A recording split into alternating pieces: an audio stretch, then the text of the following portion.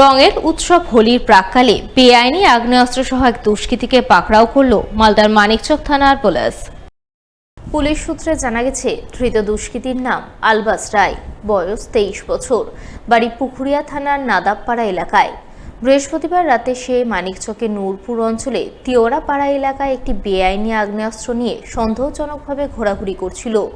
বিশেষ সূত্রে মানিকচক থানার পুলিশ এই খবর পেয়ে নূরপুর তিওরাপাড়ার অভিযান চালিয়ে তাকে গ্রেপ্তার করে। তার হেফাজত থেকে উদ্ধার করে বেআইনি আগ্নেয়াস্ত্রটি।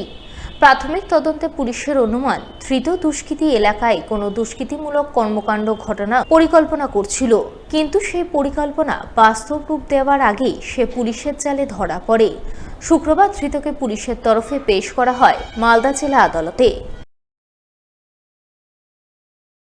হোলির প্রাক্কালে হোলিকা দহন পরম্পরা পালনে মাতলেন মালদার বুলবুলচন্ডী এলাকার বিহারি সম্প্রদায়ের মানুষ। বৃহস্পতিবার রাতে মহা ধুমধামে হোলিকা দহন পর্ব সম্পূর্ণ হল বুলবুলচন্ডী টাঙ্গন নদীর ধারে।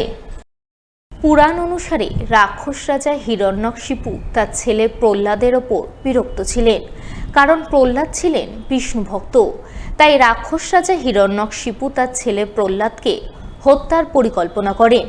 তার বোন হোলিকাকে নির্দেশ দেন প্রহ্লাদকে নিয়ে জ্বলন্ত চিতায় বসে প্রহ্লাদের ভবলীলার সাঙ্গ করার, কারণ হোলিকার কাছে ছিল অগ্নিরোধী শাল। কিন্তু হিরণ্যকশিপুর সেই পরিকল্পনা সফল হয়নি। অগ্নিরোধী শাল হোলিকাকে রক্ষা করার পরিবর্তে ভক্ত প্রহ্লাদকে রক্ষা করে, ফলে আগুনে পুড়ে হোলিকার নিধন হয়।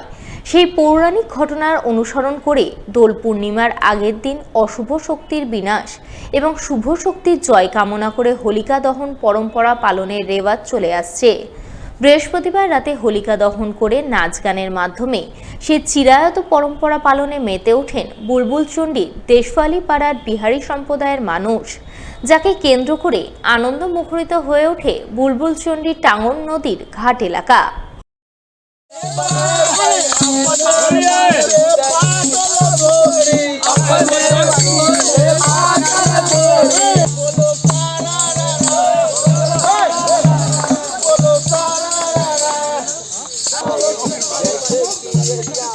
আজকে বুলবুলচন্ডী টাঙ্গন নদীর ধারে হোলি উপলক্ষে আজকে হোলিকা দহন অর্থাৎ সম্মত আমরা বলি, আজকে হোলিকা দহন হলো। হ্যাঁ, আর এই হোলিকা দহনের পরবর্তী পর্ব আগামী কালকে বা শনিবার দিন আমাদের হোলি উৎসব আমরা পালন করব। আমাদের বুলবুলচন্ডী বিহারি সম্প্রদায়, হ্যাঁ, আমাদের দেশওয়ালি পাড়া থেকে আমরা সমস্ত বিহারি সম্প্রদায়ের সব যুবক এবং বৃদ্ধ সবাই আমরা উপস্থিত ছিলাম আজকে এই গঙ্গা টাঙ্গন নদীর ধারে।